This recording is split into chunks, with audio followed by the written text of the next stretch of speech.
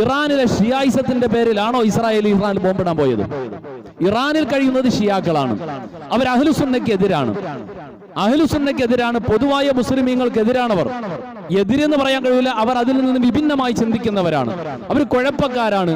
അതുകൊണ്ട് അവരെ നശിപ്പിക്കണം എന്ന് കരുതിയിട്ടല്ല ഇസ്രായേലും അമേരിക്കയും ഇറാനിൽ ബോംബിടാൻ പോയത്. അവർക്ക് കൃത്യമായൊരു ലക്ഷ്യമുണ്ട്, മതപരമായ ലക്ഷ്യം. ഇന്ത്യയും പാകിസ്ഥാനും നടന്ന യുദ്ധം ദിവസങ്ങൾക്കകം കെട്ടടങ്ങും.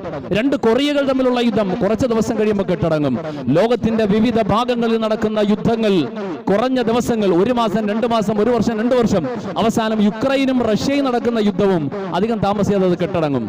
എന്നാൽ ലോകാവസാനം വരെ, ദജ്ജാല് വരുന്ന കാലം വരെയും കെട്ടടങ്ങാത്തൊരു യുദ്ധമുണ്ടെങ്കിൽ ആ യുദ്ധമാണ് ഇസ്രായേൽ ഫലസ്തീൻ യുദ്ധം. ഫലസ്തീനികളും ഇസ്രായേലികളും തമ്മിൽ നടക്കുന്ന യുദ്ധം ഇത് ലോകാവസാനം വരെ നിലനിൽക്കുന്നതാണ്. എന്ത് കാരണം? അതിന്റെ കാരണം? അങ്ങനെ ലോകാവസാനം